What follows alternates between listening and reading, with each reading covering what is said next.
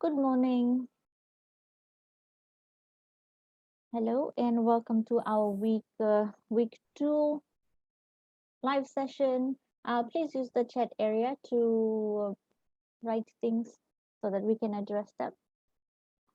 So I will just share my screen so we can look at the Moodle page.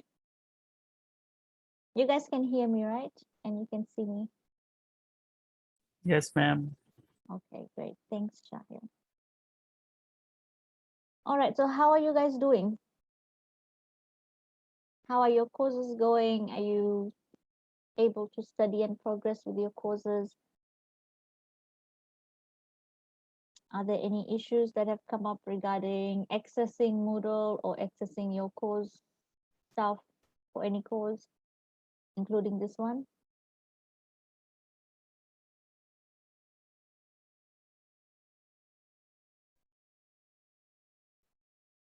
All fine.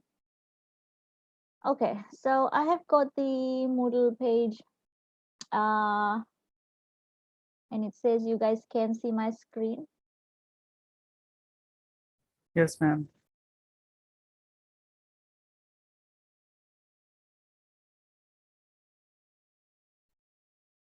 Okay, Neeraj has asked if there will be any live labs for this course. So no, there are no live labs. There are no lab sessions, but you do have weekly labs, okay? And you have to do them on your own. If they're going to be something new or something challenging, then I will make a demo video and I will put it up along with the lab guide. Okay, so you can follow along and do the lab. Okay, other than that, there's no like live lab sessions where your attendance is checked and all of that. No.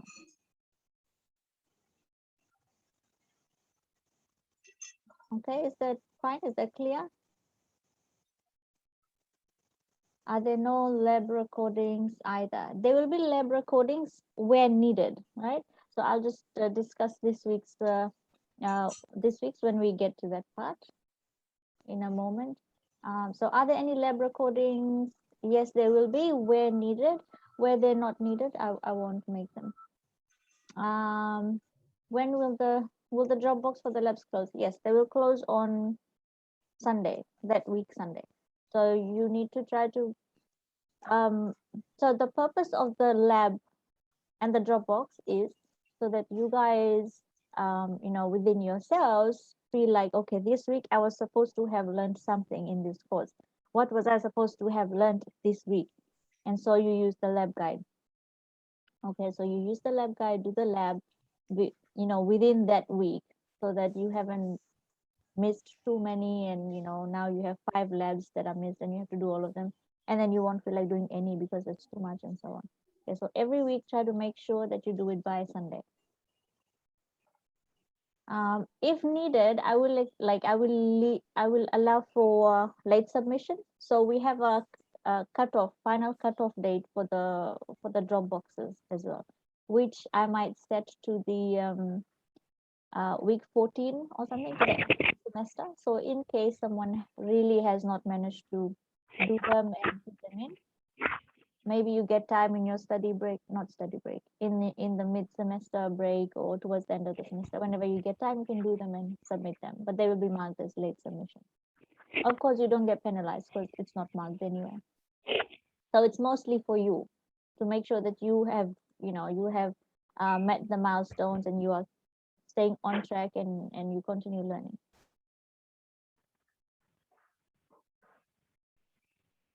Do we have to download MATLAB in order to do the lab question? No. So no MATLAB.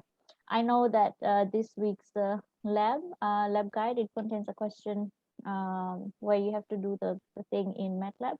Don't worry about that. Don't do it in MATLAB. If you can answer the same thing in Java, then go ahead and do it.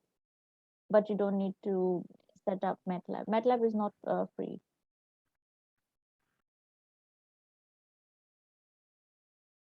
Can you please extend this week's lab Dropbox? My laptop is still under repair, so still not doing the lab. Okay, it's very important that you get your laptop sorted. or whatever PC, because you will be doing programming and it's algorithms, and algorithms run on, to try out algorithms, you need to have a computer, right? So make sure you get that sorted. If you need help from UST, I think you can email SAS, or I think SAS, or perhaps the school, Dr. MGM Khan, you could get in touch with them and they will try to help you secure a laptop if you don't have it or something like that.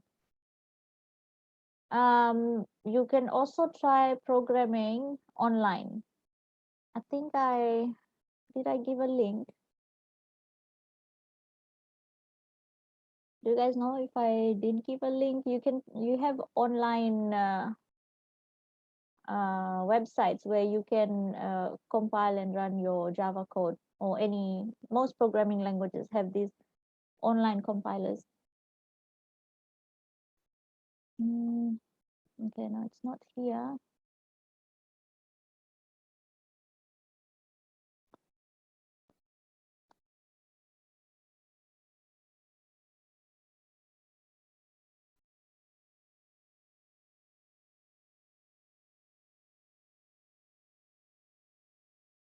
I'm trying to open one. Okay, here's one.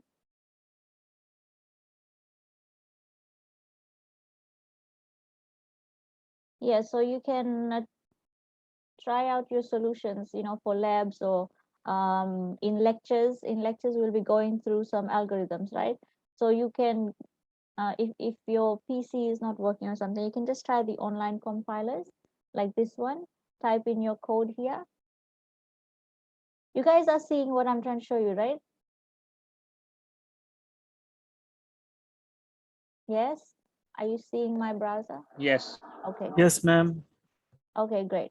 So if you can't set up, like if you haven't already set up your Java environment for programming, you can just start off with the online ones, right? So for here, for example, we have a class, my class, and then all Java programs will have a class that contains a main method, right? So here, the main method is here. It's the only method in this class, and this is the one that you will run.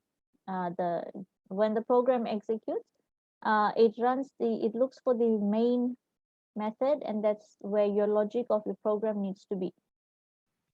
Anyway, so this one is just creating 3 variables, integers, and then printing out something. Execute, and then your output is shown here. So this is one example. There are many other websites that you can use. Okay, so no need to be left behind, even if your PC is having issues right now, or if you haven't set up your Java.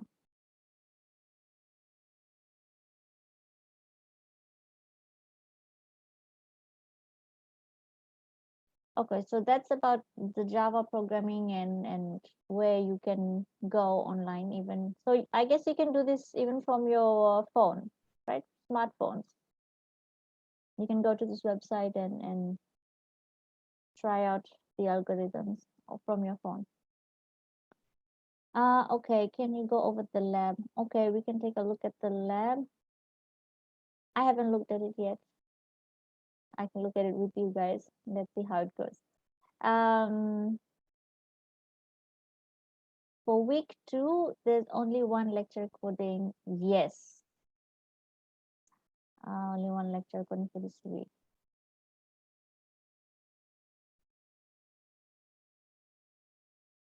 Okay, so back to the Moodle page. Let's go to week 2. All right, so if we look at our lecture notes, we have 2 main sets of notes, right? We have this one, 2.1 and 2.2. And the recording at the moment is only for 2.1 and not all of 2.1. There's still some, the last few slides of 2.1 are still not recorded. Okay, so that's all right. I will make those this weekend, and then we will catch up. Okay, so they should be coming up in the weekend, and then week three section will be here as well. Okay, so yes, there's only one recording at the moment.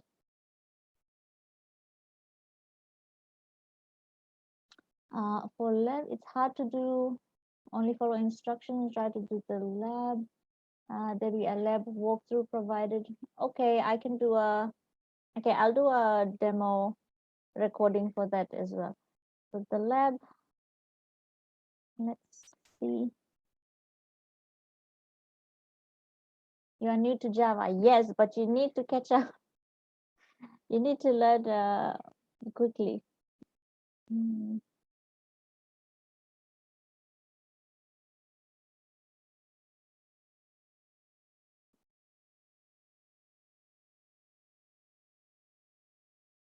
Uh, okay, so for Java, I need to clarify. Like you guys have done C++, right? So C++ is a structured language.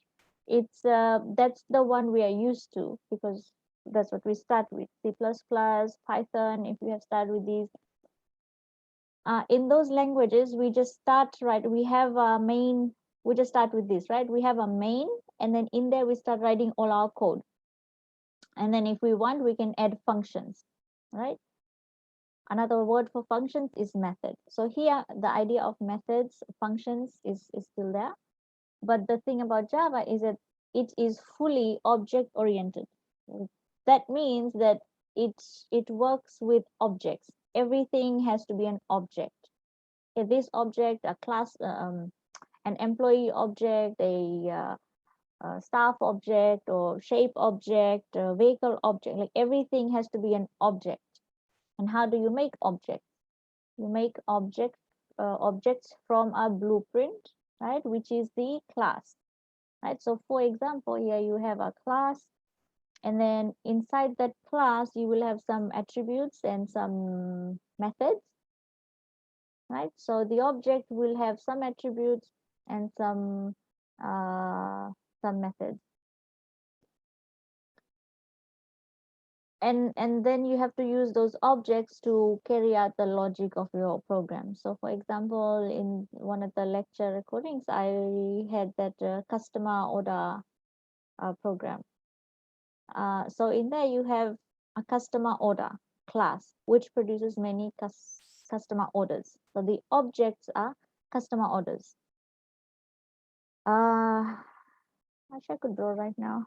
There is a whiteboard behind me, but I don't think you guys will be able to see. And let me try. Mm,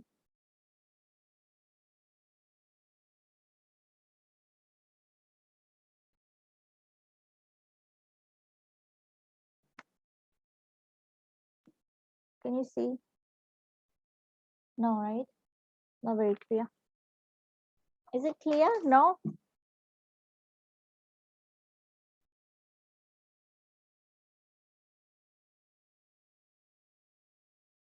Okay, let me just make something, and nothing detailed. I just want to say, in Java, everything needs to be an object. So let's say this would be a class, right? A template. So the class would contain some attributes and some methods. And then the class will produce objects. So you can create instances. So you can have one object, another object, another object, many objects. You can put these objects in arrays or do whatever with them. And then you would have another class which produces many other objects, and so on. And it's these objects that will do the interactions. So why it's such a big deal is because even your main function or your main method has to be inside a class. Right? So here, even if you are doing a simple hello world program, you will have to first create a class, then put this public static void main with this parameter inside, and then you can write your hello world program there. Okay, and to print, we have to write this whole thing, system.out.println, and then pass it in here. Okay, so if I was to write a hello world program in Java, the simplest hello world, I would have to write this class, call it whatever you want, and then you need to have your main function, just like C++, and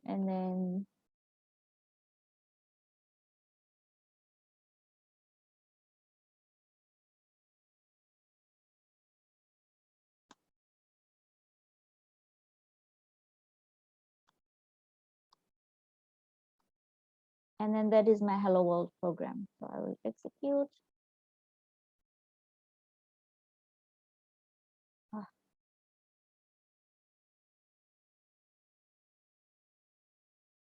Okay, can you see here the output?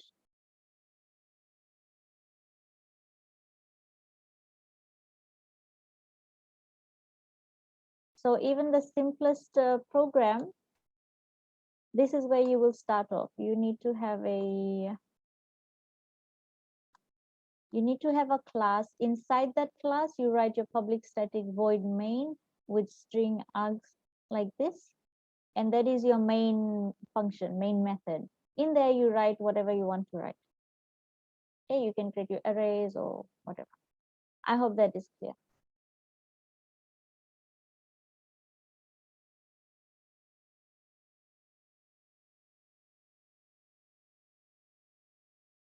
Okay, so I had given a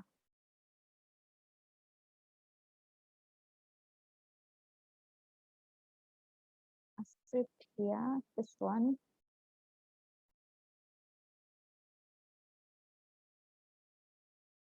Demo.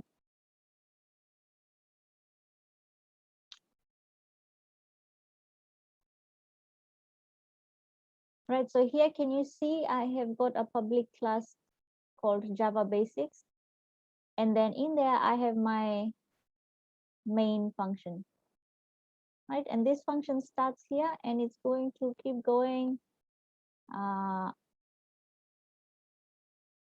the way till down here. And this is the end of the class, this one. Okay, so here I just have like one simple program. It's not doing anything useful. I was just trying to show the way you can declare variables. Okay, so when you're writing programs, like actual programs, will have lots of classes that create useful objects. And there are usually many objects, which is where it becomes very useful to have this object-oriented way of doing programming. Okay, so what can you do to learn your Java quickly or to catch up so that it's not, a big, like a brick wall that's hindering your progress in CS214 or any other course, because you will be doing Java. It's a popular language. So try on some simple programs like this to get the idea of how it works. You need to have classes. In the class, you will have your functions. Only one of this one should exist. Only one main method should be there. In all your classes, all classes should not contain the main method. Only one class will contain the main method. There will be only one main method. And that is where you will be doing your creation of different objects, creation of different instances, and doing all that. Okay, and if you are using Eclipse IDE for your Java programming, I think Eclipse requires that every class that you create should be a new file. It should be a file on its own. Each file should be one class only, and it should be called the name of that class. So for example, it should be myclass.java, and that is one file with one class only. Then if you want to make another for the same program, but you want to make another class, for example, your class is going to have students. So if you want to create a many students. So the students would be objects. They would have some properties, attributes, and methods. And for that, you need a blueprint or a template. So that's the class that you would make. So you might then have a class called students. So you'll have another file called students.java. But all of them would be in the same package, in the same project. That's for Eclipse. In NetBeans, I find that you don't need to have a new file for each class. So you can have this class here, and then under that, then you can start making another class. So let me just do that right now. Let's say public student.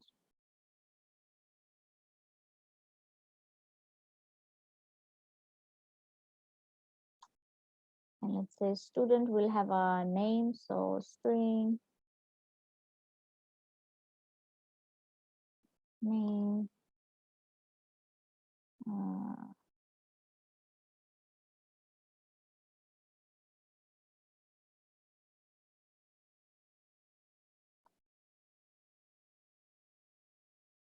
Right, so I haven't given it any name yet. So this is a blueprint or a template for a student object, right? But this is a class, and I forgot the keyword class. Okay, there, better. So this is another class. And then let's try to create a student here. I haven't tried it on this website, but let's see how it goes.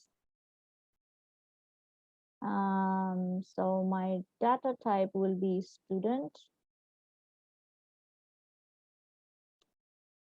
And maybe I can say S1 equals new student.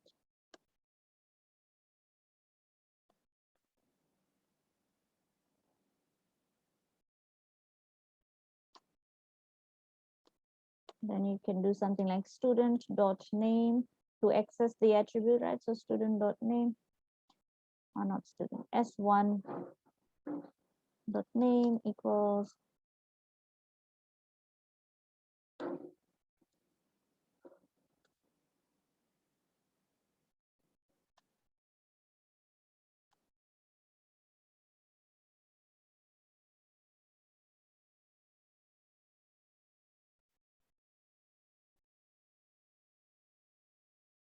let's see if this works.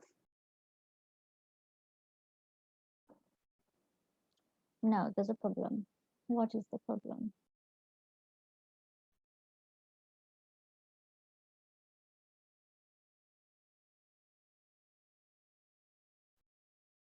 Okay, so this one also requires that it's done in a new file.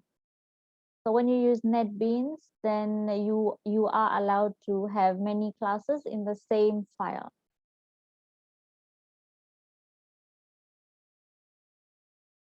So this is a basic one as well. You can only have one class. Anyway, you can explore other websites, but please do try to have it set up on your PC. As I said, NetBeans is easy. You can have many classes in the same file. Eclipse, it's something like this. You need to have a student.java file separately with the details of the class. Okay, some questions here in the chat area. Let me address them.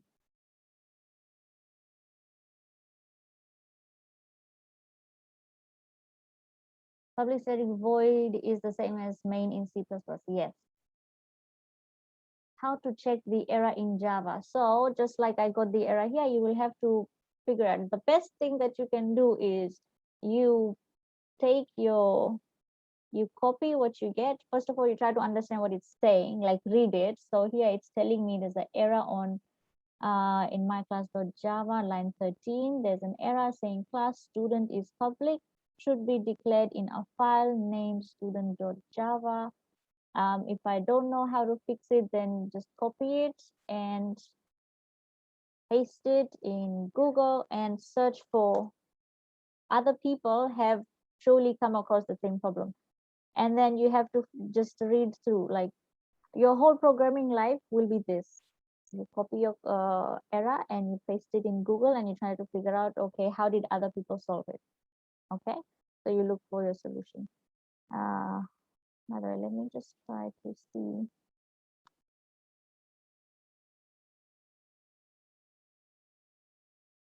Okay, so this fixed it. So you can't have many public classes in the same file. There we go. Okay, so what happened in this code? Let's just take a look. Here I have created one student object, right? So S1 is an object. And how did the object get created? Or you can say it's a new data structure, right? An object or a new data structure. And what is the data type of that structure? It's a student. And how does the computer know what a student is supposed to be? It's because you tell it in this class. Okay. And in the class, I just said, okay, this the student objects will have one attribute only, and it's called name. So each student object is going to have a name. Initially it's blank, and then here when I create the student, I say, okay, student S1. S1 is the object. S1 set its name, right? So S1 dot name equals Mary. So I've created one student object, and then I can create another student object.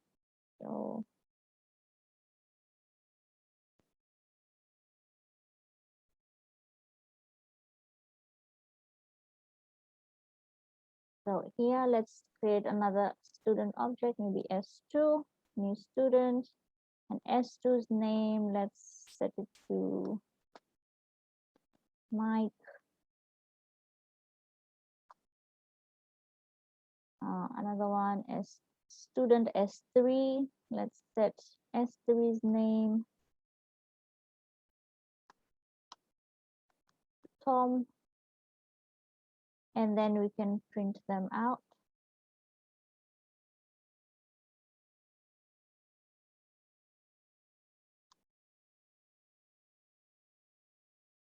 Right, so I have created three objects from the same template, three students.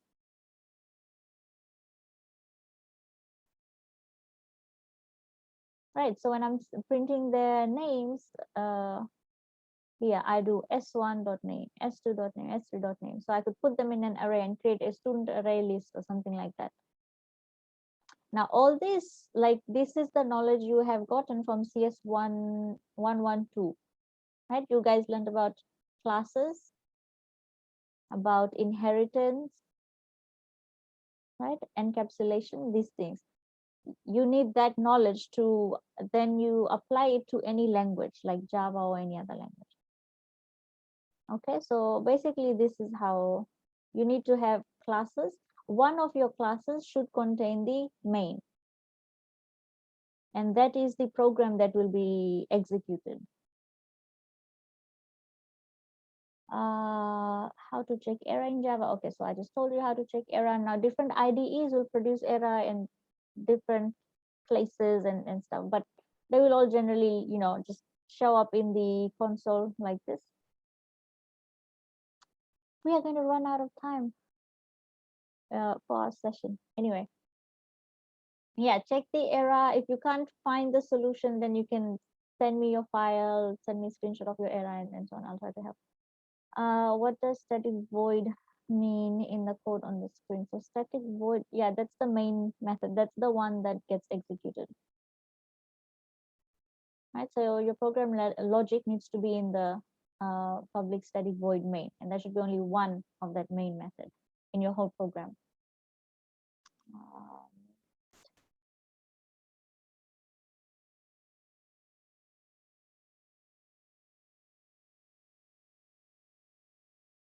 Student class should install. No need for order. Yeah, you don't need to order. So these classes, like these templates, these are entities on their own.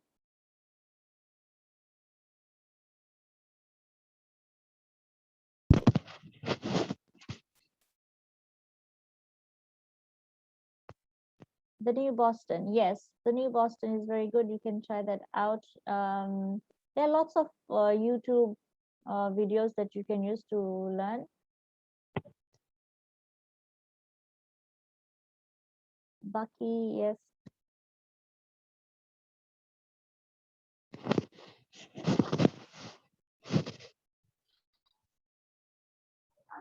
Maybe you guys, as you learn, you should make YouTube videos as well, explaining the program.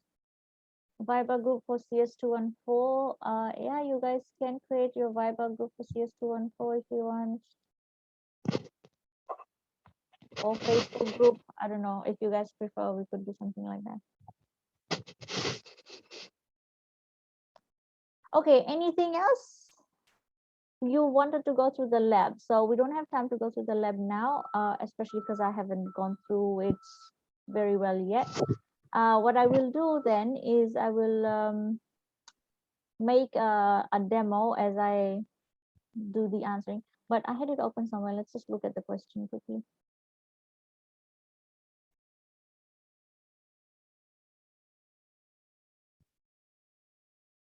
Introduction to Java and MATLAB. Ignore the MATLAB. Students are required to do additional readings on their own. Okay, so you have question 1. This is for learning Java. It should take you about an hour. ANZ call center receives hundreds of calls per day, and they want an efficient way to handle all receiving calls. The clear directive from the customer service department is to give a fair chance to each customer on a first come first serve basis. Okay, so this tells you something. First come first serve.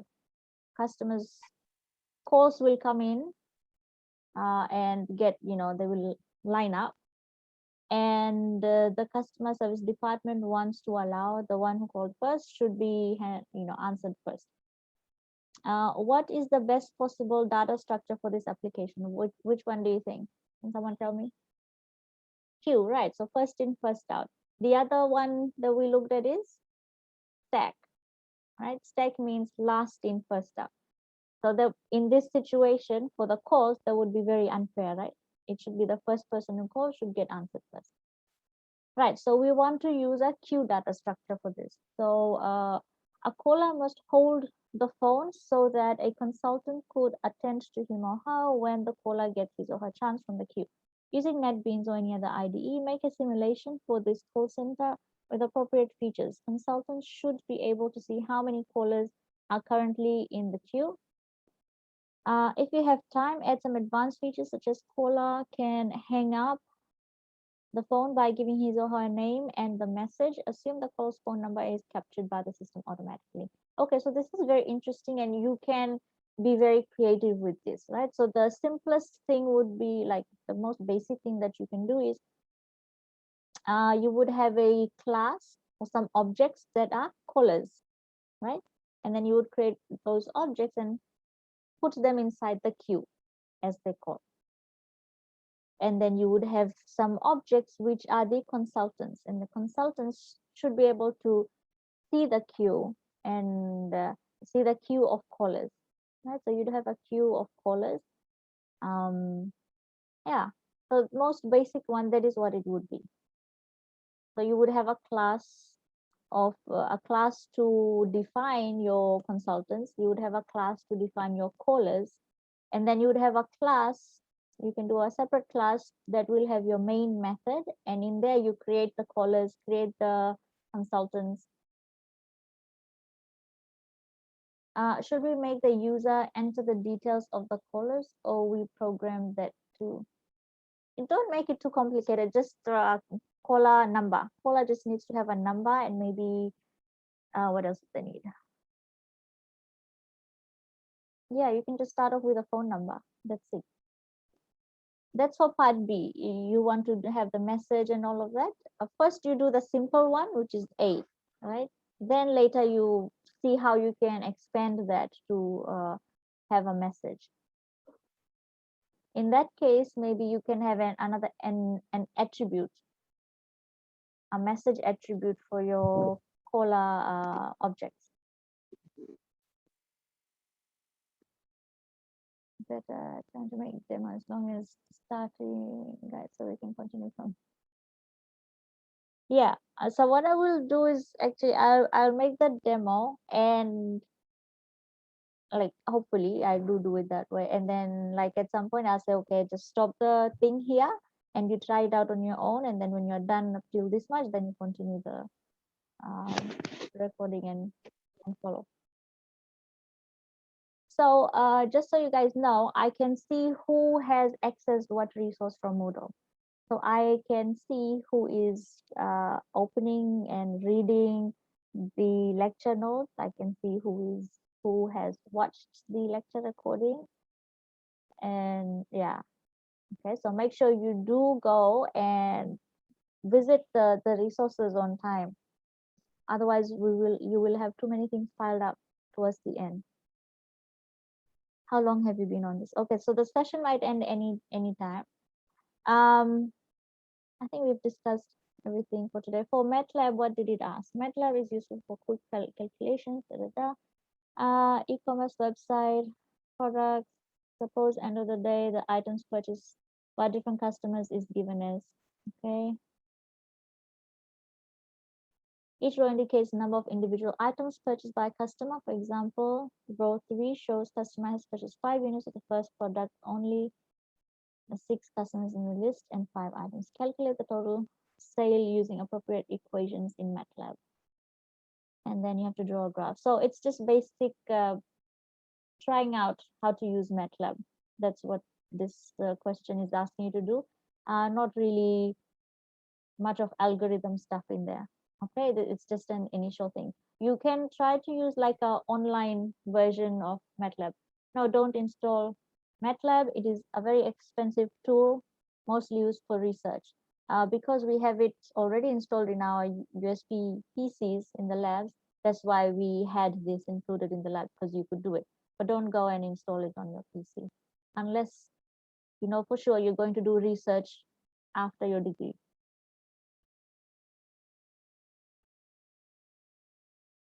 The problem with MATLAB is not just the software is expensive, it requires very high specs PC to run on. So you cannot run it and install it and run it on your normal PC. So don't do that. Maybe you can look at some online, like the browser ones. But don't waste too much time there. Just make sure you understand cues, especially question 1. Okay.